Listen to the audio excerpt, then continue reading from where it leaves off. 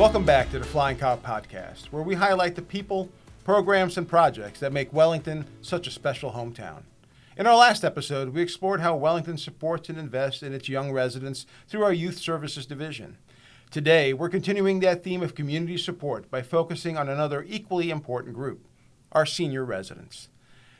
Wellington Senior Services Division offers enriching programs, essential resources, and compassionate assistance to support older adults in maintaining their health, staying active, and remaining connected. From free transportation to wellness programs and special events, the village is dedicated to helping our seniors age well and thrive right here in Wellington. I'm your host, Jim Barnes, Wellington's Village Manager, and joining me today are Jenifer Brito, Wellington's Community Services Director, and Kyle Ostroff, Senior Program Coordinator, who oversees senior programming and engagement. Jenifer and Kyle, welcome to the Flying Cow Podcast. Thank you, Jim. We're so excited to be here today to talk about our Senior Services Division. That's great. Jenifer, to start us off, tell us a little bit about the mission of Wellington Senior Services Division and how it fits in within the overall community services program and vision for the village. Yeah, absolutely. Our seniors are so important. Our mission is to ensure that Wellington's older adults have a trusted place to turn for information, resources, and assistance that meet their unique needs. We also focus on enhancing the quality of life and helping residents age in place safely and confidently. The team also advocates for seniors and collaborates with agencies and organizations to also strengthen and expand services for this growing population. Everything we do, from classes to transportation, is about keeping seniors active, engaged, and connected to their community.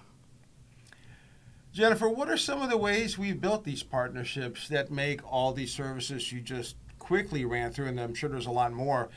What do we do with partnerships that make these services possible? Yeah, it wouldn't be possible without our partnerships. One of our biggest partnerships we have is the Palm Beach County Division of Senior Services, and local nonprofits provide senior assistance. These partnerships enable us to expand our programming, share resources, and provide more opportunities to Wellington residents. And that's just to name a few. But, as we continue to grow our Senior Services Division, we're also looking for new partners in the community to help us make that possible. That's great. And so, Kyle, let's talk a little bit more. You're right there on the front lines. You're the person that's dealing with our programs and our program participants and customers on a daily basis. And how you basically are leading the charge for engaging with our seniors at our community center. Can you walk us through the various programs and classes that we do offer for seniors? Absolutely, Jim. We host monthly themed luncheons for residents 50 and up, featuring entertainment, lunch, and social connection, all with free registration. Our classes and programs are diverse. Our fitness instructor, Jamie, does an amazing job with her 4 Zumba classes, as well as 4 Strong and 30 aerobics classes. Even one of her students now offers line dancing and ballroom dance classes. We also offer free Tai Chi through the county. We have education and safety courses like our AARP Smart Driving course, technology classes, and Lunch and Learn wellness seminars. My favorite, bingo every Wednesday at 10, and then we also have brain games like music bingo and name that tune. Many are free or low cost thanks to our community partnerships and sponsor support. The goal is to keep our seniors physically active, mentally sharp, and socially connected. Now, since you're really in the middle of the groups with those programs, and you're right there as we deliver those programs for our seniors, what kind of feedback do you hear from any of the participants about how those programs really impact them? No, absolutely. Many of our seniors tell us that these programs really give them a sense of belonging, that it's not just an exercise class, it's not just a lunch and learn, that it's friendship and purpose that really brings them here. And for many, it's their favorite part of the week, and ours too. That's great. And I've run into folks in the parking lot at the community center, and as I'm heading over there for other programs, and they do seek out the involvement that they have, and they make probably some lasting friendships that they otherwise wouldn't have made had they not participated in our program. So that's really great to hear that everybody feels that way. Jenifer, one of the popular programs that I know took a while because we did work on trying to get that finally approved for this location here in Wellington at the community center is our Congregate meal site. Can you tell us a bit more information about that? Because that's a very critical program that I think also provides a need in the community. Yeah, absolutely. It did take us a while, but we're so excited to have the program. The Congregate meal site, it is operated in partnership with the Palm Beach County Division of Senior Services and Veteran Services, but that program allows us to be able to engage with our seniors. We do provide hot meals, including breakfast and lunch, and it is Monday through Friday. Breakfast starts at 8:30 a.m. and lunch starts at noon, and it is at the Wellington Community Center. And actually, since the inception of the program, since 1/23/23, we've been able to serve 5,276 breakfasts and 8,002 lunches, which is very significant in a day-to-day operation for our senior citizens. And it's not just about nutrition. You know, the great thing about this program is it really brings the seniors together, but it also gives them a healthy meal. And then while they're there, we're able to provide our programs and services and additional resources. It's open to residents 60 years of age and older, and we're always looking to engage new residents and non-residents participate in the program. Now, is that for somebody that meets the age criteria? Are they also able, if they have a younger spouse or a caregiver that has to assist them, you do allow them to attend as well? We do. We do allow them because a lot of our seniors do have that caregiver aspect that they have to have someone attend the Congregate meal site with them as well. That's great. That way nobody is excluded. That's awesome. Exactly. What steps should someone take if they do want to participate or maybe know a relative or a friend who meets the criteria that could benefit from participating? What steps could they take to get that going?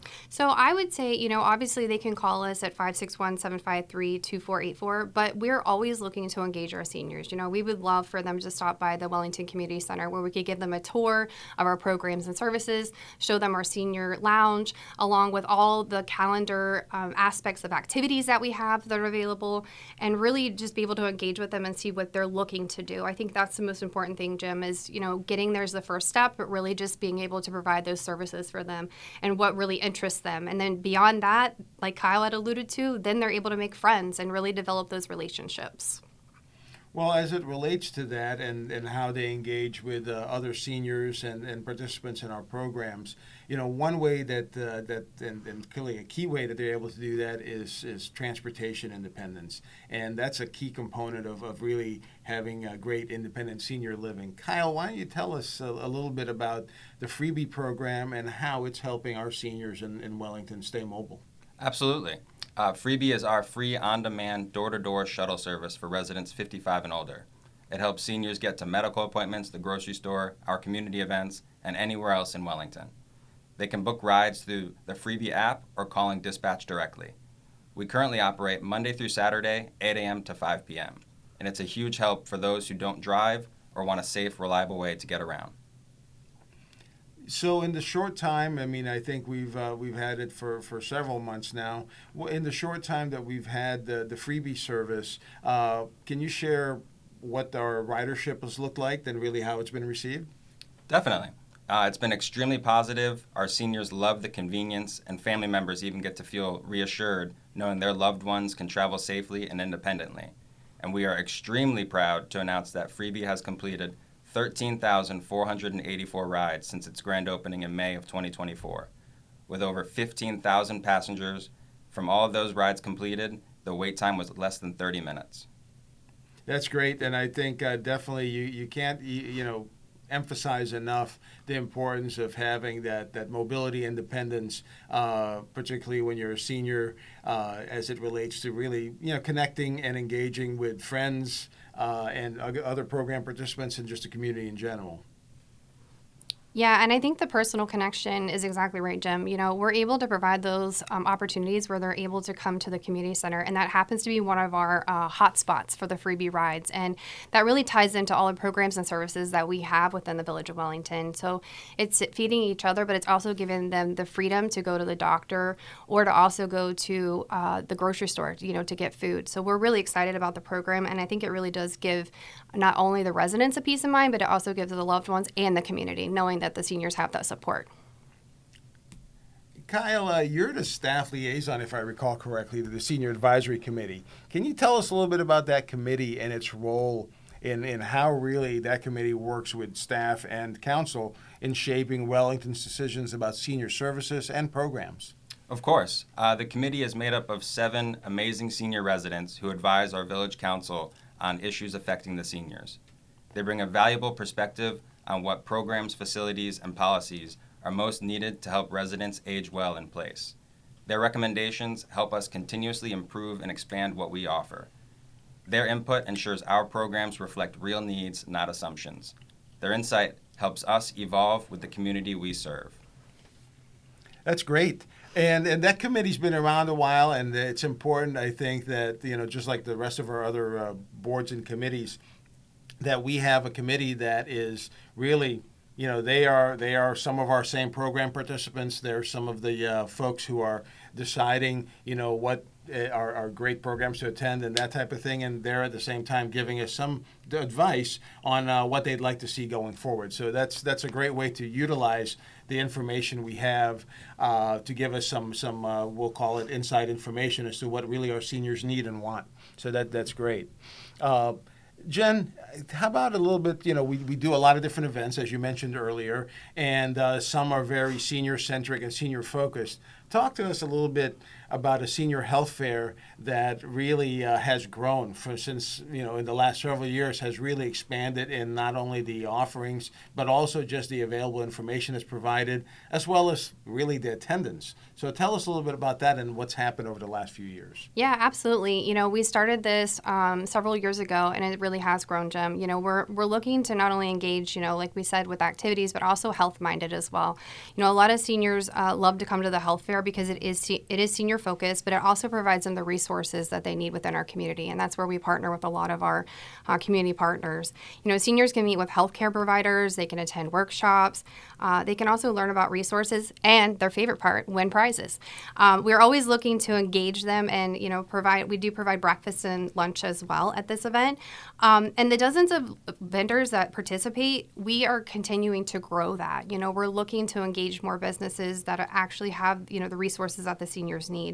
We're looking for it to be educational, but also social. It's very important that we hit all aspects of that because Wellington really values its seniors. And in order for us to value, we have to hit all aspects of their daily life. Well, you know what? It's just like with a lot of other things we do in Wellington, I think our partnerships with local not-for-profits and partnerships with local businesses and accordingly the sponsorships that some of those businesses provide really help us move forward with a lot of our programs. Of course, senior services is not an exception. Can you recognize, or would you like to recognize, some of those partners? Because I know they're critical to the success of our programming. Yeah, absolutely. We're so grateful to our sponsors. We have healthcare providers such as Wellington Regional Medical Center. We have Humana. We have Florida Blue. We even have Senior Dedicated Medical that help us offset the costs for a lot of our programs and make it free for our seniors. They'll even come in and provide an art class. They'll come in and provide a music class at no cost. And we find that is really important because our seniors, we're always looking for opportunities to really go to programs. And we don't want that to be an issue where it may be because they're not able to afford it. We want to be able to provide as much services as we can. Also, we wouldn't be able to provide all these services. Obviously, the Congregate meal site, that's a great partnership that we have with Palm Beach County Senior Services and Veterans Services because it does allow our seniors to come in, have breakfast, like Kyle said, go to bingo, right? And then they can go to lunch after that. And so we're really engaging our seniors from 8 until 2 o'clock, and we really find that it does improve their quality of life. And it wouldn't be possible without some of those partnerships that we had mentioned.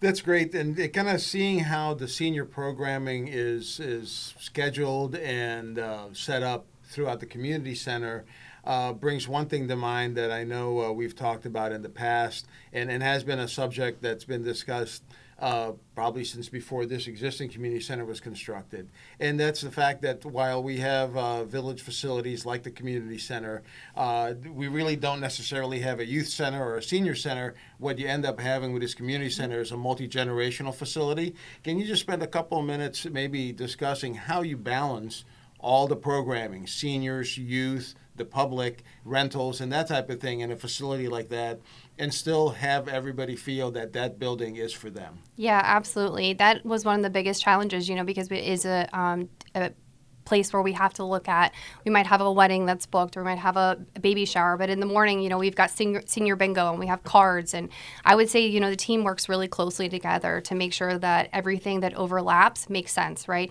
We don't want the seniors to be able to come into a class and not have the opportunity to hear the class because there's a loud class going on next door. So it really is because of the team working so hard to make sure that we're able to provide those services to our community, to our seniors, to our youth, and to our renters who are coming in, to celebrate that special day. That's awesome because it's great that we've been able to take a single facility and really have it meet so many of the village's needs and requirements, providing a facility for the community to rent.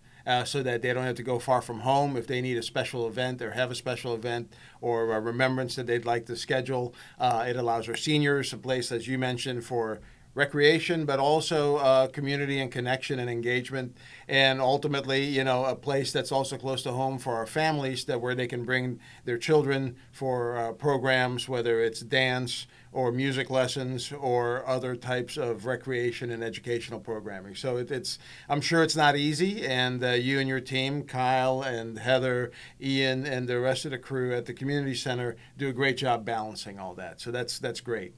As we get close to wrapping up here today and our discussion about the Senior Services Division and the programs and facilities that you have available, what message do you want to leave our listeners with about Wellington's commitment to its senior residents? Well, I would say, Wellington really does value our seniors. We want to make sure that we value all generations, and we want seniors to know that they're seen, supported, and celebrated.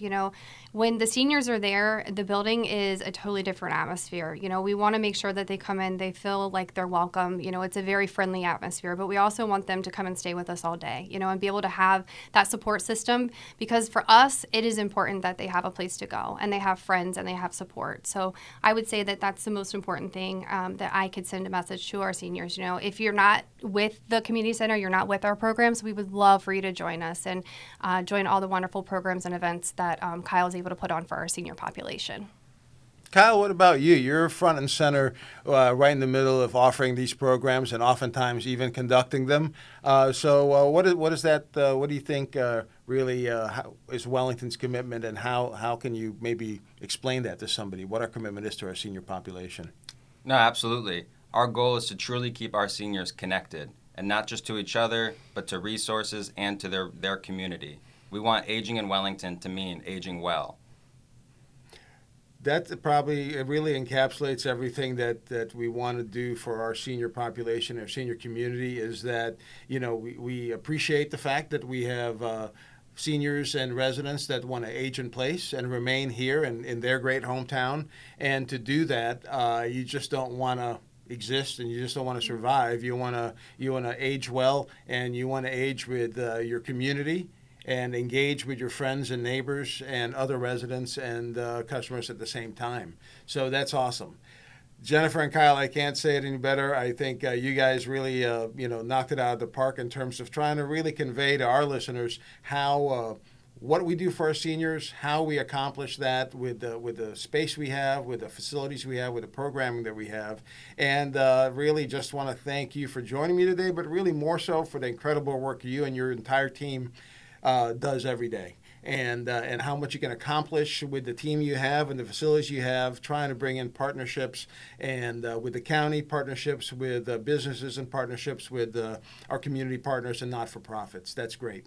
And again, thank you for joining us today. And if you have any questions specific to the community center and questions about the senior programming we have, just follow us, look at wellingtonfl.gov and Community Services Department. And also you can feel free to call them at 753-2454.